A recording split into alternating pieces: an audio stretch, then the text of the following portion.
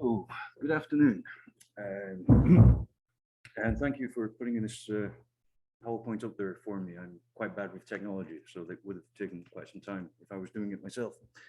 So I will begin with a very quick, not apology, but more of a confession, because I can't hide anymore. I'm not a semiotician, I'm a historian. And I've been quietly hiding in the crowd during the course of this conference. Now it will become painfully painfully obvious that I'm not very well read in semiotics.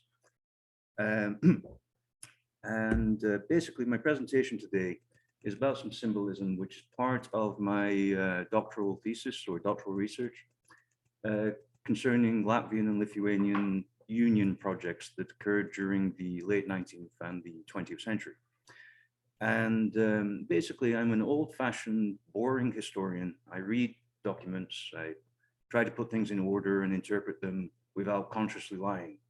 But quite often there are gaps in the written record.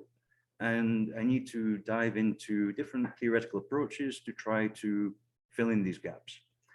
And this is how I came to semiotics about a year ago, recommended by an advisor.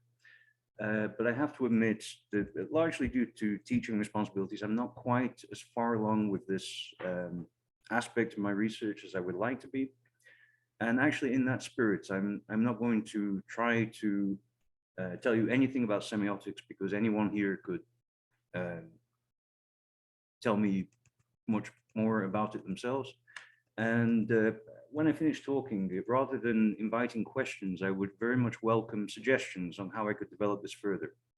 So let's get into this.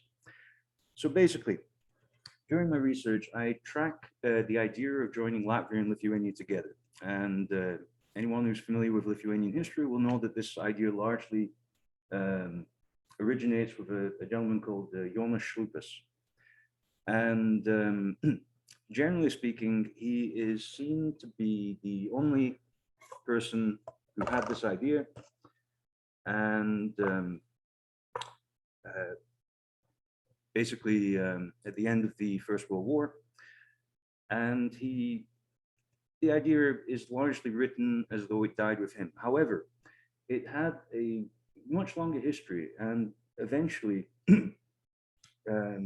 the idea of joining Latvia and Lithuania together began as a Lithuanian emigre idea, largely located in the United States.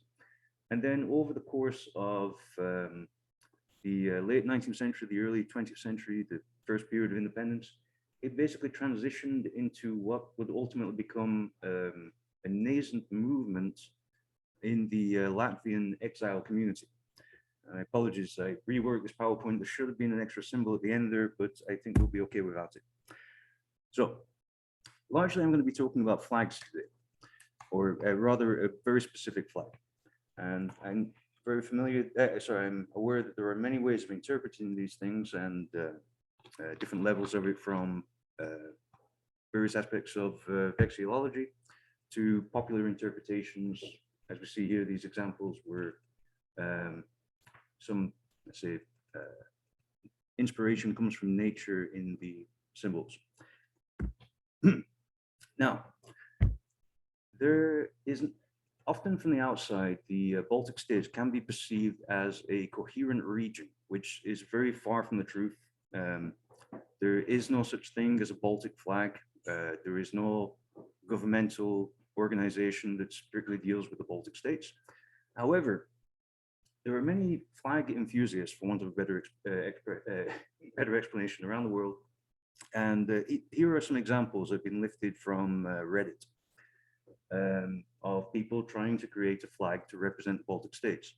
Now, the purpose of these range. They can be amateur historians. Some are related to video games, where they've created like I don't know, an army that represents the Baltic states. And we can see that they're okay, ranging in quality. Some kind of naivist, not really with a great understanding of history, or sometimes quite a questionable understanding of history, and quite varied in their approach. Now, there are certain subcategories. For example, Here we have a series of matching flags, here using the 2-1-2 ratio of the Latvian flag to create flags for all three states separately, that can be identified together. Or the Nordic styling, which is quite popular amongst Estonian flag enthusiasts, separately in various different forms, and also collectively. However, the person who created the last one at the end there sadly was not aware that that is actually the flag of the Island Islands rather, a slightly different color tone. There is one category though that absolutely dominates these proposed flags, and that is blue, white, and red. Sometimes represented in equal amounts, or the 2-1-2 ratio, or quite literally just taking slices from the existing flags. Now, these follow a certain logic. I generally refer to this as like a geographical sort of logic. Basically, with Estonia being the northernmost country, the top color is taken. And with Lithuania being the southernmost country, the bottom color is taken. And Latvia being in the center, the white color is taken.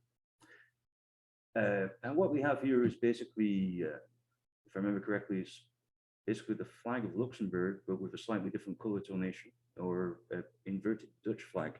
I might have remembered that slightly wrong. Now, even though I've said that there is no such thing as a flag for the Baltic states, there actually was for a very brief period of time. So, but it's made following a slightly different logic. Rather than following this geographical idea of north, center, and south, the colors that connect the places are rather taken. So we have the white from Estonia, the red from Latvia, and the yellow from Lithuania. And as we can see, basically these are the color points where these flags meet. Rather a symbol of unity as opposed to a geographical logic following it. Now, the gentleman that I mentioned at the beginning, Julius Brach, basically who took over or created the Aistijan movement in exile, always interpreted this, or later interpreted this flag as the white and the red represent Latvia, and the red and the yellow represent Lithuania. However, the flag has a story before him. It's actually originated during the Second World War. And without going into too much detail, essentially Brach was a historian or teacher, and one of his students' mothers created this flag. I'm sorry, I do not know her name. I'm trying to find it out. But basically, she created from rags. It was a little bigger than a handkerchief, actually. And the flag itself has quite a storied history. But she sewed some scraps of material together, and following this interpretation, the white represented Estonia, the red for Latvia, and the yellow for Lithuania. And the student then later took this to Brach, presented it to him, and Brach would later use this symbol. So basically, it originated in the Second World War, and it was a symbol of Baltic unity against various invaders, Soviet, Germans, or Nazis rather. So later in exile in the displaced person camps of Western Germany, this movement kind of consolidated from a series of rapprochement societies that were founded during the period of independence. And right there in the center, the gentleman with the gray jacket is Julius Brach, and we see the symbol right there. We have the columns of Gediminas, and over the top of it, we have the 3 stars of Latvia. Now, this was a symbol that was put onto this movement.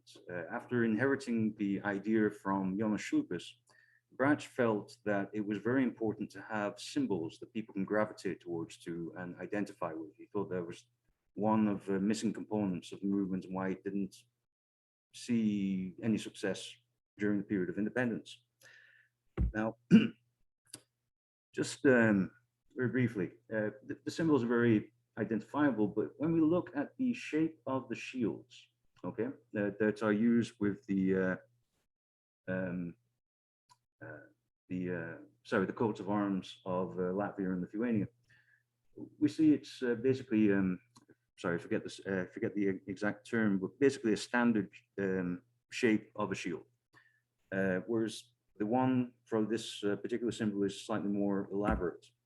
Now, that's not to say that there are not elaborate shields in the history of Lithuania. However,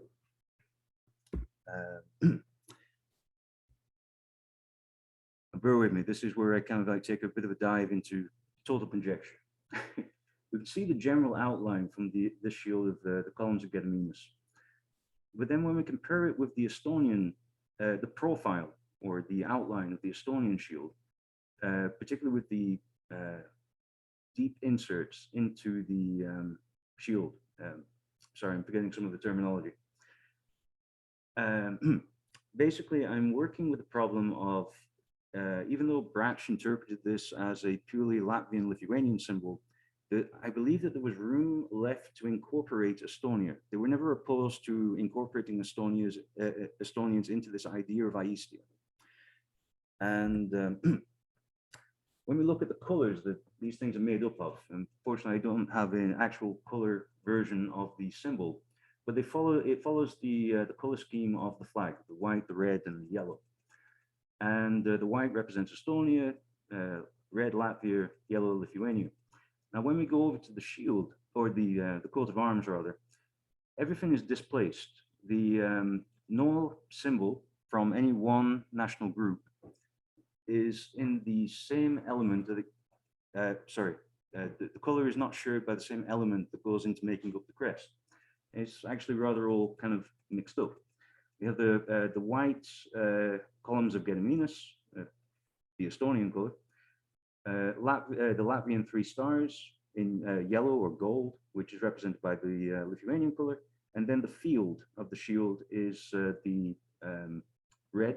Now, if it was to be adaptable to welcoming Estonians into this idea of an Aistijan state, basically you have all the different colors of these places represented in one symbol. And although this is purely conjecture, every country seems to be represented by 2 colors when we consider that the field or the background of the Estonian coat of arms is yellow or gold, the Lithuanian color. I believe this is, yes, okay, that is the end of the presentation. I'm sorry, I understand that was rather brief. And as I said before, if you have any questions, I will do my best to answer them, but I would very much welcome any suggestions on directions I could possibly pursue this research in. So thank you very much.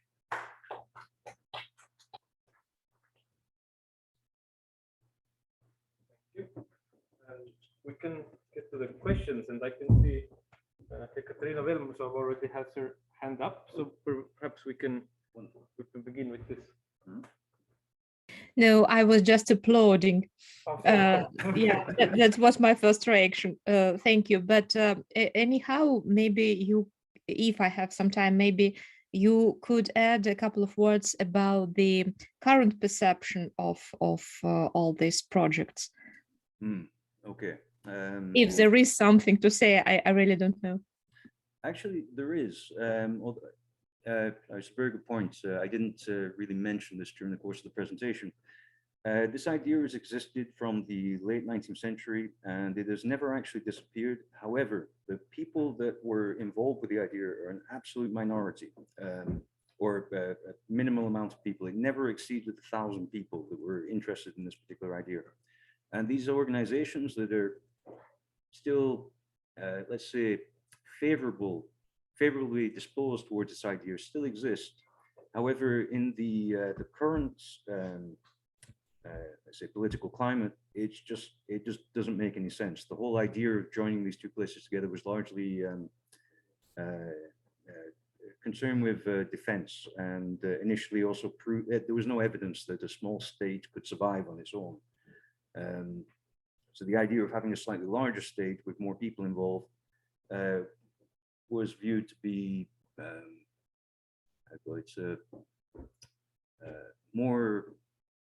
had more potential for a certain period of time. Now we understand that small nation states can survive, but still there is always a federative or confederative aspect to it. And in the present day, it's represented by the European Union and NATO, which provide defense and economic stability. which renders the idea of a union between these two states a moot question, basically. However, there are still supporters of this idea around, and a couple even within academia. However, it's the appearance of it has changed somewhat. I hope that answers your question. Thank you. Yes, Ali has a question. Yes, Yeah, question. Thank you very much. I found it was very interesting. This inquiry. Can you come this way so they would hear online? Thanks very much for this presentation. I find very interesting this study on the evolution of a symbol, right? Study of how a symbol historically evolves, and you're looking here at the evolution of a symbol, I guess, for something like Baltic unity or something like that. And please forgive me, I might be redundant now because I missed the beginning of your presentation. I apologize, maybe something that you already said and I missed. But apart from, let's call it semiotic amusement, or apart from the amusement of semioticians, what is the rationale of this kind of exercise? That's a very good question. And you certainly didn't miss anything from the beginning of my presentation. The only way that I can really answer that is completely honestly, and on my own part, it is, let's say, dispassionate scholarly interest. I just find the topic interesting. If I, once I am able to answer the questions, it's not going to change anything. You know, we're talking about such a small group of people that they really had no political power whatsoever. I see. Basically, it's just, for me, just like an interesting little footnote to history. Some people had this idea, and it existed and still exists for quite a long period of time. I'm sorry. No, I think that's a good answer, a satisfying answer. Yeah, I mean, symbols often carry a pretense to power, at least, right? So I see how, you know, now having said this, I see how your argument might be of interest for political studies or whatnot, maybe discursive studies or sorts of things. So actually, while you're here, maybe I could ask you a question about symbols, because I'm a complete dilettante or amateur in this respect. I've been playing around with the idea in my head, at least. I've read a few foundational texts in semiotics, but I'm not very well read. But with basically like a topographical cross-section of a flag, using heraldry and vexillology. And basically, if you could imagine like a cross-section representing different aspects of history. For example, I was born in Romania, I live in Germany. Okay, well, okay, I'll use I'm not familiar with the Romanian flag, I'll use the Lithuanian one just to kind of like a popular interpretation of the colors of the Lithuanian flag, the yellow, the green, and the red, is that the green represents Lithuania, and the state is founded upon the sacrificed blood of the people from the past, which is the red, and then the dawn, or the awakening of the people, is represented by the yellow. Now, with the combination of these colors in this Baltic Union flag, it lends itself to certain different interpretations that can be borrowed from these various states. Sorry, I'm kind of meandering here. Is there anything along these lines, like a cross-section of topographical interpretation of symbols that you possibly recommend? Thanks for the question. I do not know. I'm sorry to disappoint. Yep. I entirely understand the question. I admit it's been on my mind for a while because I think the issue here, the semiotic issue here, is that how operational, how useful really are all too conventional, highly symbolical signs that lost any iconic traces to their reference, right? Flags is a good example for that, and such a historical tracing back would be useful, right, to reflect on how flags or coat of arms, but coat of arms still have the iconic elements. More obviously, how flags signify, how flags get to mean things. But so I completely understand your interest. It's been in my mind for two. I have no clue. Okay, no worries. Thank you for your input. I would have to ask a short question. Maybe Right. we'll manage to. How about comparison to Livonia? That question. Because Livonia, it has like more of a historical substance, right? It largely depends on the perspective. To an Estonian and Latvian, certain people would argue that, or would assume that, to a Latvian and Lithuanian on a slightly different side of it, they would look at it and see something completely different.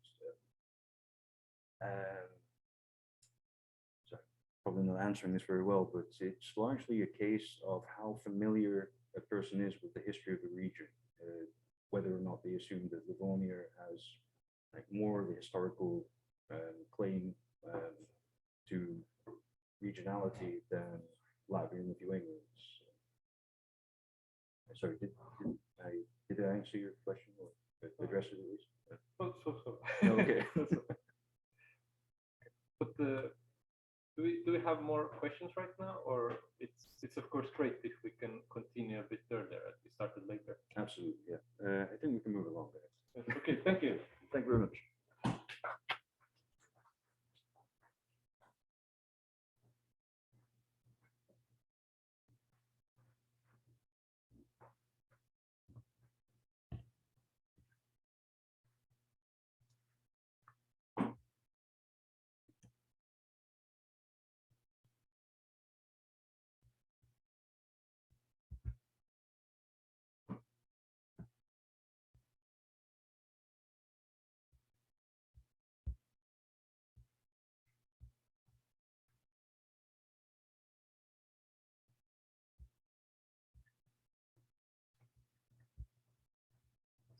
Need to put a big extension.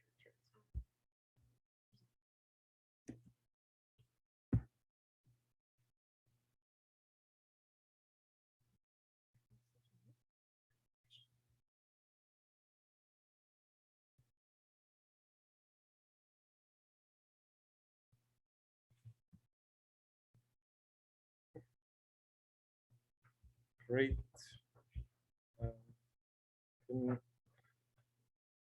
Okay. So I need to give introduction to myself also. I'm Mark Metz. I'm from also from Tallinn University, and I'm from cultural studies in Tallinn University. I'm also taking part in cultural data analytics research group. But my background is in semiotics from Tartu University, and I will combine them these fields in a way in my talk about complexity of cultural other, from semiotics to cultural science. As I think I would have to put a stopper just in case, as I have to watch my own time.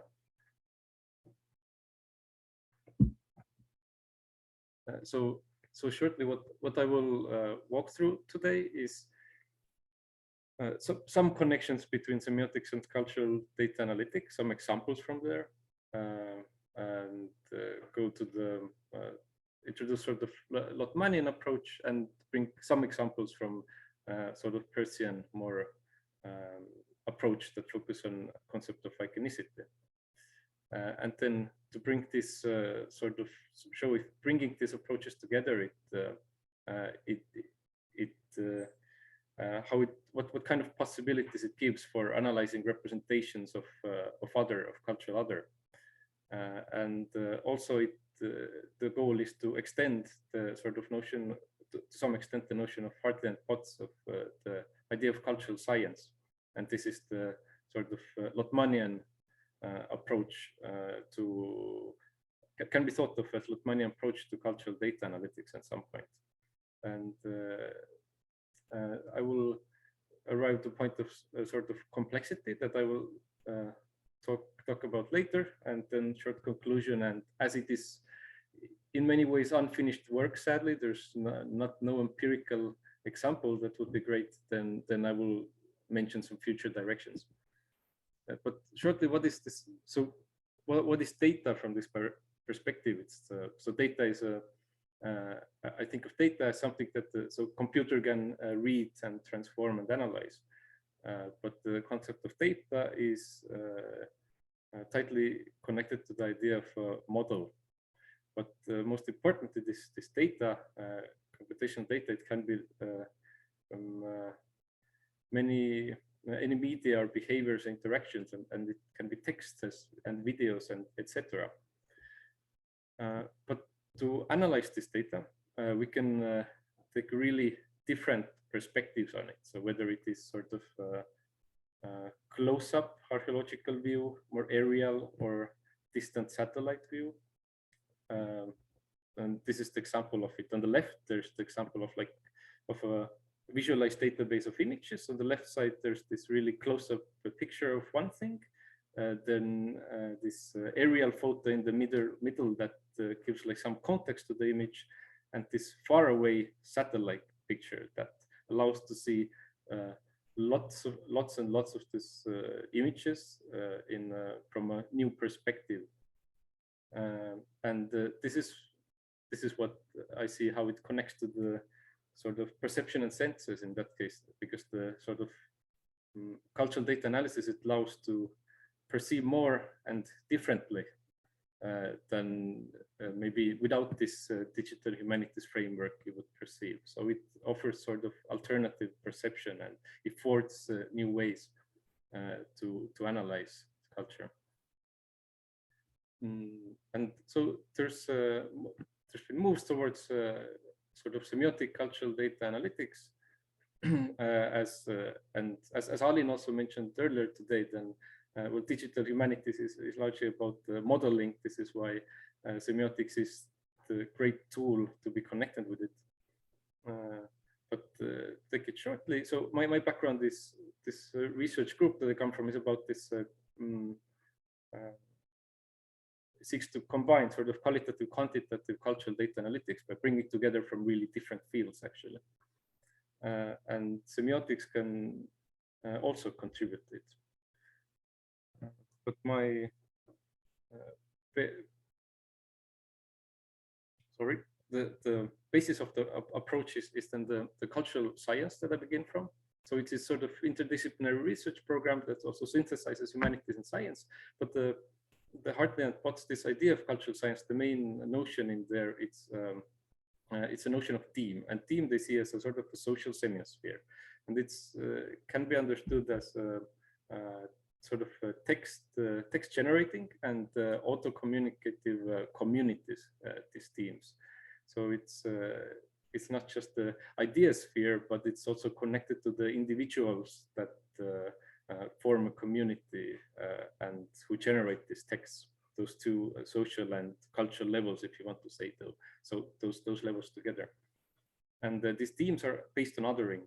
As culture is the knowledge that makes these we groups or themes, and these themes are understood by being sort of related to this the other or they groups. But this similar idea has been developed on the digital semiosphere idea, that which basically states that you can use this LOTMANIAN semiotics to analyze culture from like micro to macro level. You can it's efficient in to describe this global change in global systems. Like you have this global culture, you have Western culture, and then you have like more specific subcultures in there, until you get to semioticians sitting in Lithuania currently in their own sphere of meanings. And it encompasses all the biological, technological level, and sort of as well as this meaning spaces. And the important part is that it takes us from the it's not the meaning by themselves. It's not about abstractness of meaning, but it is connected to sort of system below it, intersystemic relations. So you have, let's say, this in teams, you have these social people, and then the ideas that they generate. So they are connected to each other, and they would tell something about each other, the texts and the people who produce it. But so there's like, for example, there's network analysis of such that uses this sort of LOTMANIAN approach, and they I will bring some visual examples also, but shortly. So Indrek Kibros and Maarja Ojamaa, they based on this LOTMANIAN semiotics, not as much as cultural science, although it is connected, really. They analyzed the Estonian film database. They took decades, like 50s, 60s, 70s until 2010s. They made sort of a network from it. And the network meant the links between film creators and who were the film, to see that who created the films together. And these links also showed the different topics of the films. And it was based on this metadata, which means that attributes that describe the data. You had the sort of film names, the year of the film, and then who made it, and what were the keywords in there. And the their goal was to analyze these themes, the sort of social semiospheres in there. But in network terms, it is seen as the clusters in there, and the themes within Estonian film industry itself, but also so on the one hand, the Estonian film industry is a whole theme, and on the other hand, it contains sort of sub-themes, like this semiospheres within it, in a way. So, for example, this is part of the visualization. So this is sort of example of one of the themes, and this theme is about it's from 1990s Estonian documentalist filmmakers and keywords together. And so there's this theme of cluster of alpinism, basically. So which means that there was sort of this sort of semiospheric, there was like sphere of meaning in 1990s in Estonian film industry, in documentaries that was focusing on alpinism. And it was not really tightly connected to the other ideas.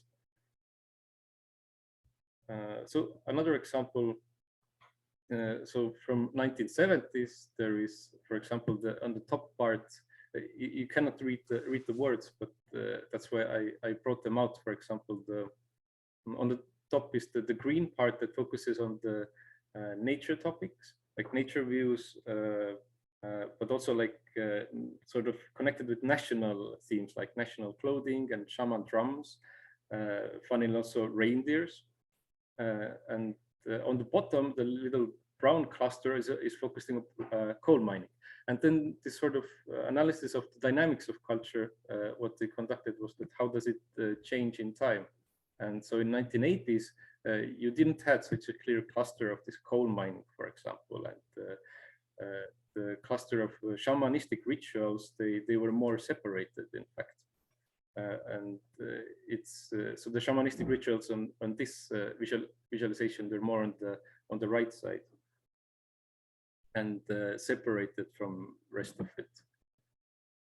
So this is the shamanistic rituals in here.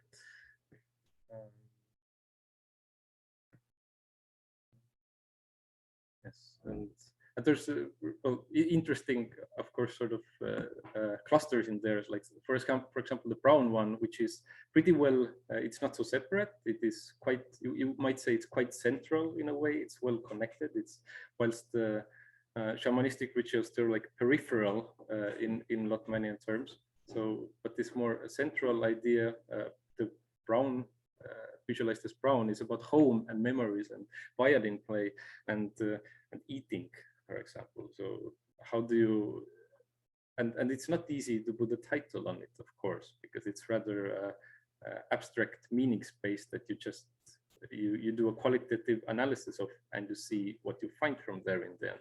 And this is one of the power of these approaches. But then I would talk about more PIIRCEAN approach, and this is I'm not doing full overview of the sort of digital humanities approaches connected to semiotics. This is just like a couple of examples, and I'm mainly focusing on how this PIIRCEAN approach can contribute to this idea of cultural science and more LOTMANIAN approach. And from this PIIRCEAN approach, I take the idea of iconicity mainly, and the perception of data as hypoicons. And the main point of this taking data as hypoicons is, well, data is not hypoicons. Data is not the reality. This is the mistake that the non-data person who's not too literacy in dealing with this cultural data, he can make that mistake. And what does it mean is that if you take a sample of the data, you have the film industry, and if you visualize it, then what they took was only part of the data. They didn't take all of the terminology in there, because all of the terminology you wouldn't see it at all visualized in it. This is only part of the terms used and only part of the film creators in the end. So it's sort of reduction happening. And there is also, of course, happens missing metadata. There's some years missing, something is wrong. There's a subjective aspect of the person who codes these databases, and mistakes are made. And of course, in network analysis, especially, so the algorithms that are used that determine how these different terms or nodes in there, how they situate among each other. This is dependent on the different mathematical algorithms used. And of course, this contributes to this data literacy. But I will, so Alin is himself also here. So I will hope I'm not misinterpreting too much. So the other perceptive, other approach, I would say to this network analysis, other network analysis example is by him and colleagues, and they analyze their system science articles abstracts, and in quite a similar fashion, taking different periods and comparing them, and also basing it on LOTMANIAN semiotics. But what I would stress from here is the point of the idea of diagrammatic relations in there. And the fact that the network model is a diagram. So this network is actually showing the relations, the terminological relations within it actually shows the real situation within the Earth system sciences. And therefore the sort of pragmaticist approach as such, it affords certain scientific reality or factuality. And these nodes in there, they make sort of truth claims. And not less important in the context of iconic turn, of course, is the fact that this kind of schematic representation, it is really powerful. And we have more and more need to understand this kind of visualizations, and we can use them to express really, so to say, complex phenomena and cultural phenomena.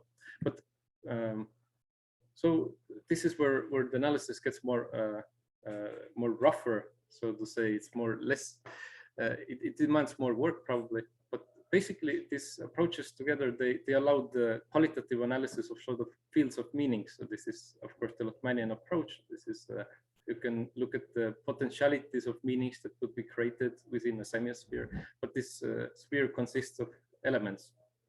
And these elements are, so these elements are, whether these are like text, LOTMANIAN way, or we could think of them more in propositions from PIIRCEAN side. And this allows, of course, like qualitative description of this meaning space, but taking notion of iconicity, we can think of how the system in general in diagrammatic terms, as well as single elements, how they actually relate to the real, so to say, real world behind it. So this is taking externalist, materialist approach of systems, and cultural. One of the main points of cultural science was actually the sort of taking an externalist approach and relation to something that is extra systemic in there, and also this iconicity allows is connected to this idea of connected to something extra systemic to show that something is motivated by something else. And this approach, of course, helps to turn more attention to the how data is modeled, how data is criticized, and which is one of the powers that it would, if you turn attention to both like LOTMANIAN sort of semiotics and semispheres and themes, and we take also this iconic approach. So it allows us to use the same theoretical framework to be critical about the data that we use, show how it relates to the real world, and do a qualitative description of the complex relations within them, and show both the potentialities and the realities in there. So the next step that's kind of a thought in process is that this affords to describe both what can be understood as complexity as well as the complicatedness. The complicatedness is so the complicatedness is something so to say difficult, that is difficult to perceive or understand, and the complex is something emergent. The whole is well, not to say the whole is more than some of its parts, but the whole is something besides the sum of its parts at least. And of course, there's some differences between the humanities and the computational science understanding of complexity in here. And this requires a further study, of course. I haven't gone in it. But what it affords is that, namely, taking into consideration the iconicity, then so complicated is something perceived as difficult, and so it's hard to comprehend, lots of chaotically organized elements, but to sort of assess this complicatedness, this is really closely related, I see, to the idea of iconic symbolic continuum. So in here, for example, just what is this iconic symbolic continuum? So you have like representations of a computer monitor, and on the top left there's like really, so to say, really iconic representation of computer monitor, while on the bottom right it is really iconic, and in some context you might call them a really one is really complex, one is really simple, and like, of course, arguable in what sense. But the question in here is about which is more complicated to perceive, depending on the context. The other idea is the complexity, is the sort of idea of emergence. You have the whole, when the interactions give rise to something new. This is explained by sort of system dynamics when there's a self-organizing system, and in so there's an example from sort of Complexity Explained website that explains this idea of complexity from computational sciences really well. So you have like simple rules based on which, like even flocking of birds, which might seem random and in some sense complicated, it's actually complex in a sense. You have just a couple of rules that explain all of this dynamics. And so taking these two approaches, I believe that they contribute to the notion of cultural science, as the cultural science seeks to connect sort of evolutionary approach and complexity theory. So there is something in there that would make cultural sciences more feasible and helps to better understand what this theoretical approach is up to. So the short conclusion would be that the extended cultural science framework for semiotic cultural data analytics, it's sort of theme, semiosphere plus iconicity. It's of course data criticism, this realism perspective, and dynamic relations of elements and systems, and then this complexity, complicatedness distinction. But so future directions would be, of course, going towards empirical analysis. I've gathered some data of 2 Estonian online news media outlets, not articles, but platforms. So the data is acquired, but it's not analyzed yet. And then connecting it potentially to sort of cultural psychological approaches of transmission of cultural representations.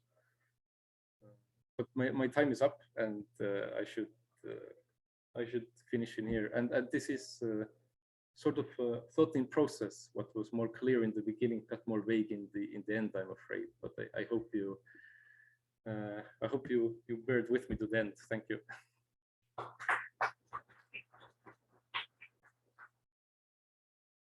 Yes, Colin. Yeah, it's better if you come here. You're the chief engineer. I start? Yes. Thanks very much, Mark, for the presentation, and thank you for very kindly citing my paper. By the way, my colleagues and I, in the meantime, published another one, this time on comparing some representations of COVID-19 in newspapers, and I think that there we explain that theory even better. So I'll send you the paper. The one in Punctum, Yeah. I just got aware that it's there, and it didn't just so recently. It So just came out a couple of days ago. Yes. Thanks. Yeah, you know, I honestly find your presentation very interesting. I think, you know, it's my opinion that you've got a really cool project on your hands, and I look forward to see how this will develop. You know, I look forward to seeing, you know, sometime in the near future, your analysis of data. And I appreciate how you're putting together a very complex theoretical framework, which is actually, I think, needed for understanding what we can really do with computers. You know, and of course, there's many elements to the framework that you're putting together that I'm sympathetic with. I mean, to begin with, thank you for including, finding my work too relevant enough to include in there. And you probably know you cite many sources that I myself cite. So, you know, obviously, I'm to a large extent sympathetic with your approach. Now, I have a bewilderment. You know, I'm not even criticizing your presentation. Maybe I'm being unfair because I have a critique to, or not necessarily critique, but it's one thing I need to understand about your presentation, about your project, and something that I've seen others doing too. Why in this? Not at all. And I see. I mean, I also like Hartley. I look forward to having a bit of time to read that new book by Oya Mindus and Hartley. I look forward to that. I like very much Hartley's point of complexity theory and his approach to the creative industries. That's highly salient. I still don't understand why he sticks so stubbornly to the notion of semiosphere. But you see, I still am to see the semiosphere walking down the street. What is the semiosphere, a la LOTMAN, right? I think it makes out of culture some empirically non-verifiable, mystified phenomenon. And I'm not overlooking, you know, the importance that LOTMAN had for the development of semiotic theory and complexity theory, really. But I think, you know, his theory, at the end of the day, is guilty of the two major fallacies on both sides of the argument in the history of complexity theory: vitalism and reductionism. Right? It is reductivist because it has a notion of systems as isolated or isolatable, at least. I like the fact. I mean, I think you make a very good point. If we analyze network systems from the point of view of iconicity, from the you know, as diagrams, they're motivated structure becomes obvious from the, if you take this systems view on complexity. Then yeah, they are, so to say, yes, you put it, they already offer information on what is extra systemic, or what did you put, how did you put it, right? And I agree with that. And then Lotman's theory is also vitalist, because it makes out of abstract systems mental agents, right? The semiosphere behaves on its own, and I think it was really such a smart observation that in Lotman, that culture and whatnot, other more complex emergencies are based on, rely on the biosphere. That was such an important argument, but I think he lost it along the way, right? Eventually, this is a criticism that Petrilli and Ponzio bring to Lotman, I think, succinctly and very eloquently.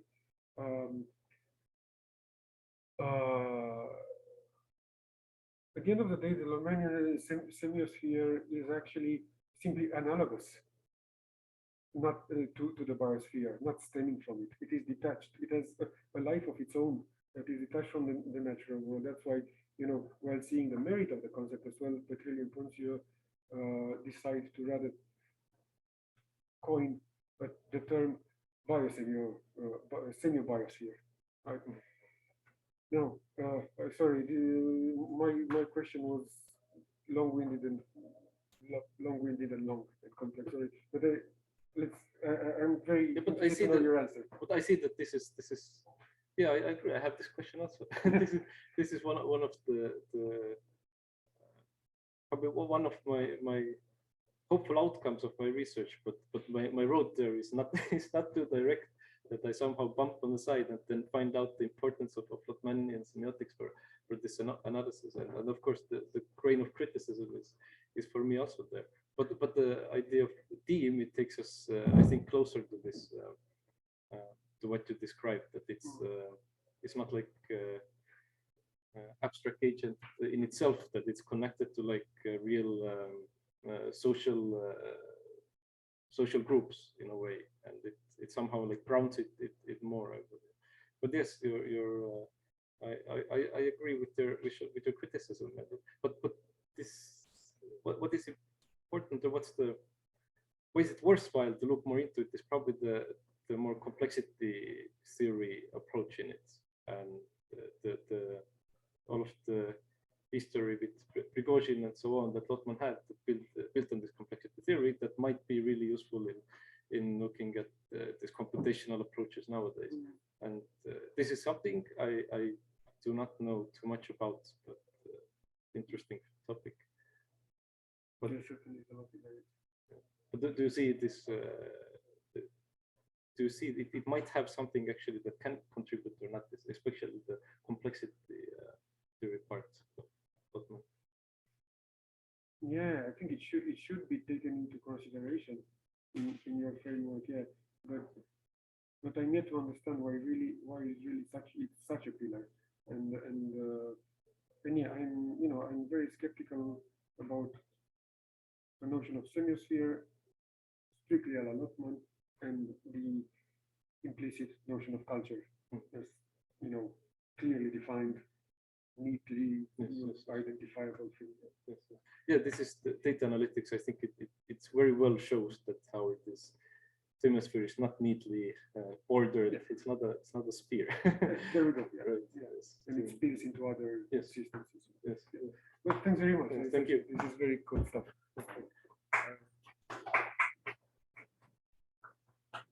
So we're out of time, I believe, right? I think. Okay. Should we should continue with the last presentation then?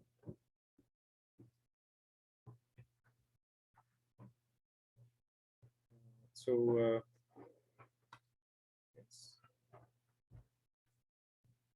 we have Jamila Farajova. Yes, you're here. Thank you for sharing the screen. She's a student at the University of Santiago de Compostela, a PhD student in Spain, and she's visiting PhD student at the University of Tartu, Estonia. And her PhD thesis deals with lingua-semiotic analysis of English texts. So her interest in semiotics and lingua-semiotics, it started from Azerbaijani University when she studied her master's in linguistics, and her interests include linguistic science, languages, and semiotics of different cultures. And please, we're interested to hear your presentation. But I can't hear you currently.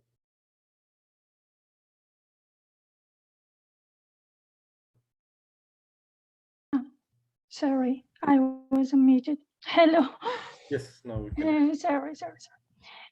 So thank you for presenting me.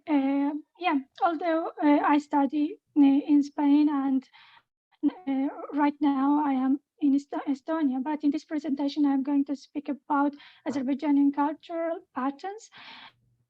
From the title, it is the interplay of the sensory codes in cultural perception of some myth patterns. Can you hear me? Yes, we can. Okay, thank you. Okay. Yes. Well, in the article that I have developed about the interplay of the sensory codes in cultural perception of some myth patterns, I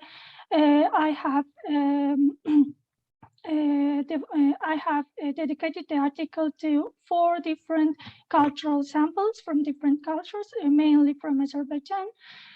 So first of all, the first example is red carnation as a sign of passionate love and mourn grief. Then red poppy as a sign of remembrance and peaceful future. Then Frederik Chopin's Nocturne number 20 as a sign of itself and Tahmina, an Azerbaijani film released in 1993. And the last one in my article is Kubistan engravings as a representation of prehistoric times.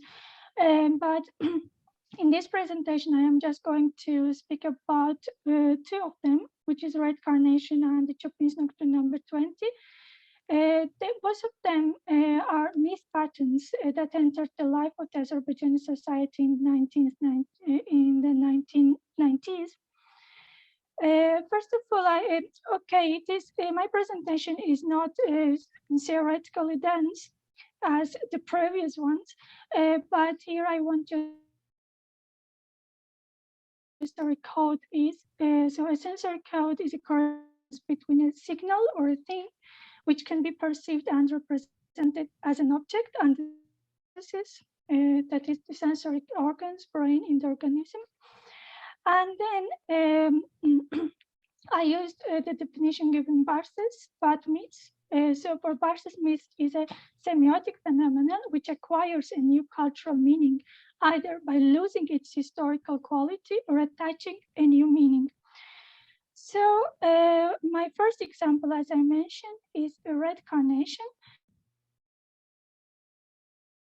As you see here from the photo taken from an engagement event from before wedding we celebrate in Azerbaijani culture. So before red carnation was a signifier of passionate love between young couples. But since Black January 1990, which was like Soviet troops with this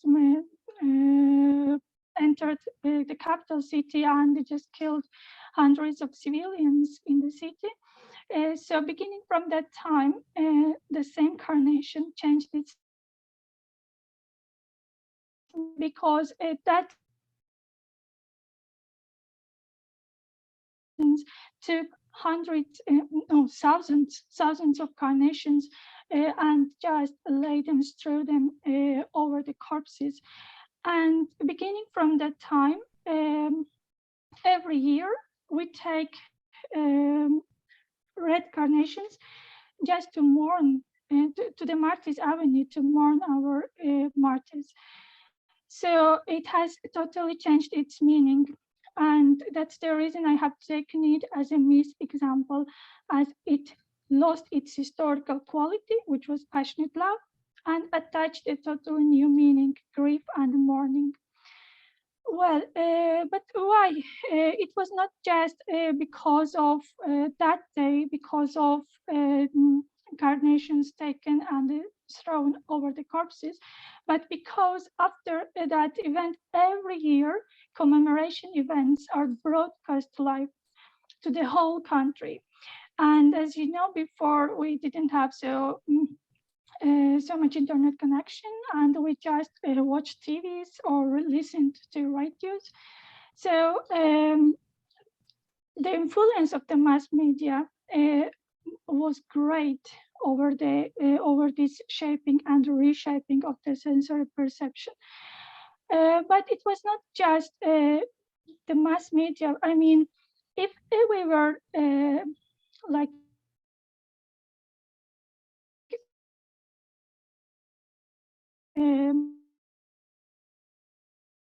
into the Marxism, probably we would have forgotten about that event and about those days. So, quakes.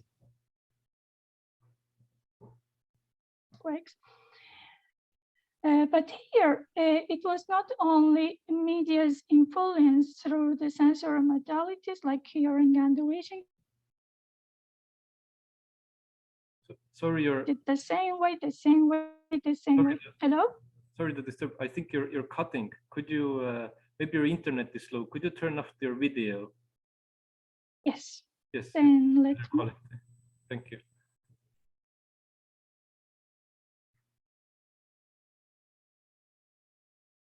Is it okay now? Yes, great. No?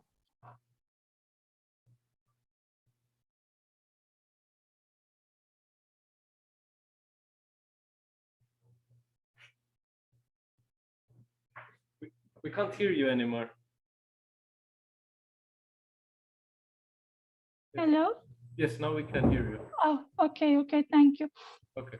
And that I was saying that. So the influence of the mass media through sensory modalities is not just because of it's being seen or heard, but it's being repeatedly seen and heard. And it, of course, takes to historical changes in the significance of cultural patterns. It can be any myth or any other cultural pattern. So to just justify my hypothesis, I prepared and shared a brief online anonymous survey. It included 19 questions about semiotics and science, but from section 3, question 2 was, what can incarnation be assigned for? And I just chose, it was not only shared amongst Azerbaijanis, but a few different nations also answered it. But I have chosen for this direction, for this research, only the Azerbaijan respondents. So there were 354 Azerbaijanis respondents. They mainly chose morning flower. So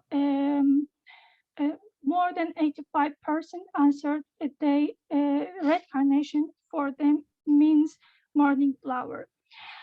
And if we look from other side, so it means that no significant differences are observed according to gender or age, as you see from the probability value. And here you see the results in cross tabulations. Because of time limit, I want to skip it. So, well, and my aim here is that to show an individual sensory perception is significantly dependent and impacted within or by one's culture, as it was seen in red carnation example.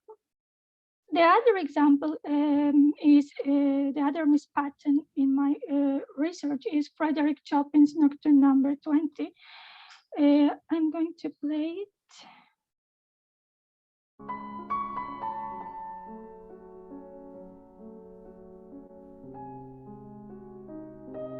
So I'm sure most of you have heard Chopin's Nocturne number 20.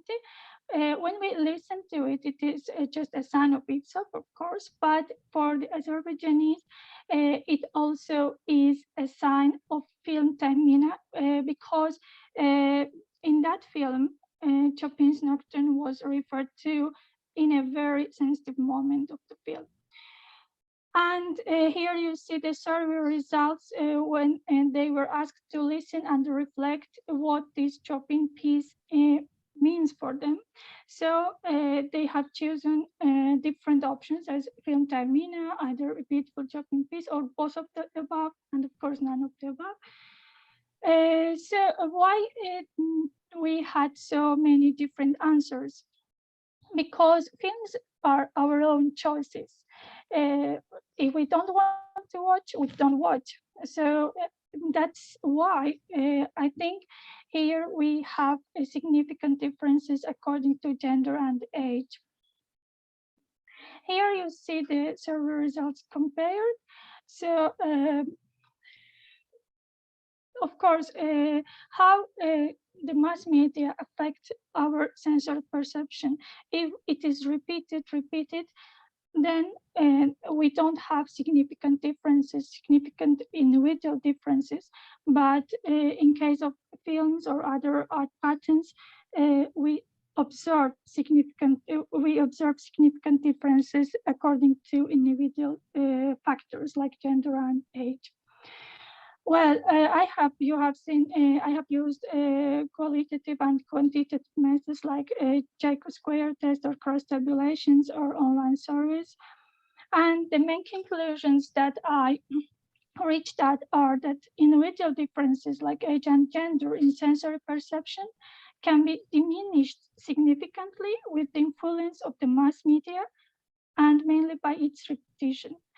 And the sensory perception and the production of meaning are culture specific. That is, an individual sensory perception is significantly dependent and impacted by or within one's culture. Or in other words, the social life of cultural science depends on the social life of the senses. This is the same as how we form our language, how we form our traditions, just not only sensory perception, but by repetition. And the last conclusion or implication is that the mass media affects considerably on human semiotic competence and changes human behavior. That, of course, that's the reason it has a lot of political aim, or it can also be used in education as we see and as we observe it. Well, it was all. I hope that you could hear me. Sorry for the unstable internet connection. If you have any questions, you can ask me. So thank you very much for your attention.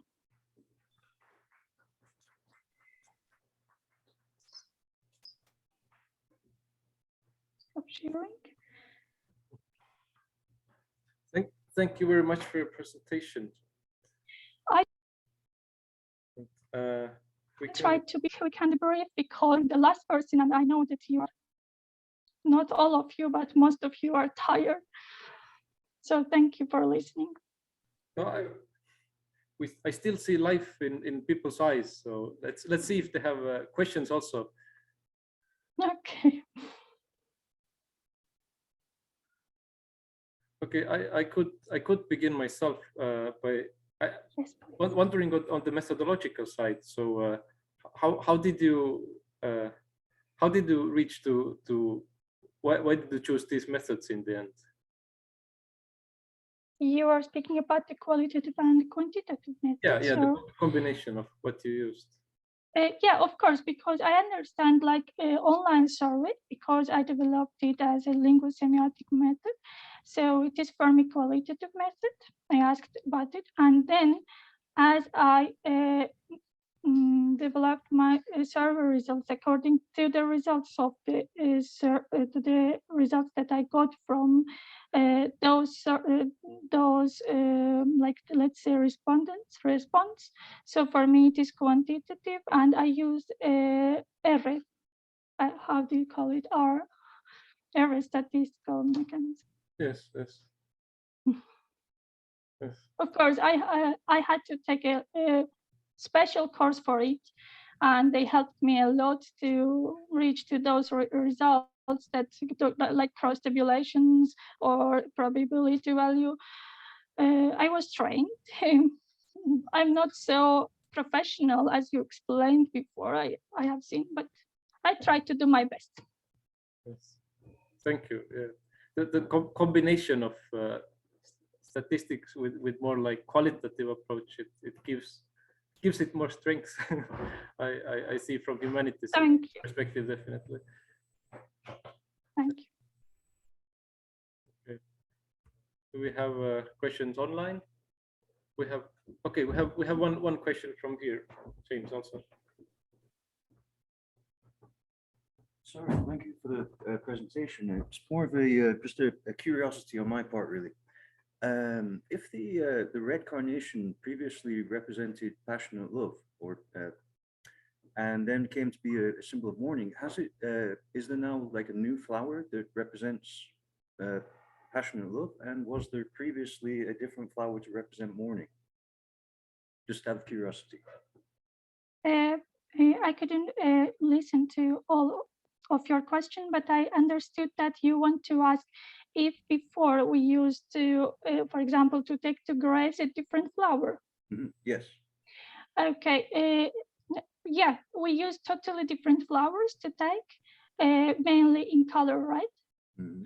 But never red carnations, because it was just for passionate love between or amongst young couple, or we also used it as a gift for our mothers. But then it totally changed its meaning, and I am like, let's say, a life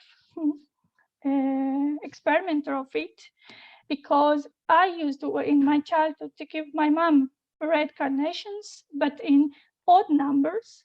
And then we began, after that massacre, we began to take red carnations in even numbers to the graves. And of course, it is like a sad pattern, I understand, but it is a very live cultural pattern showing how social life of science depend on us, and depend how the social events change their meaning. Okay, thank you very much. Thank you. Thank you for your question. Wonderful presentation. Thank you. Okay, thank you again. And I think we can wrap up with this.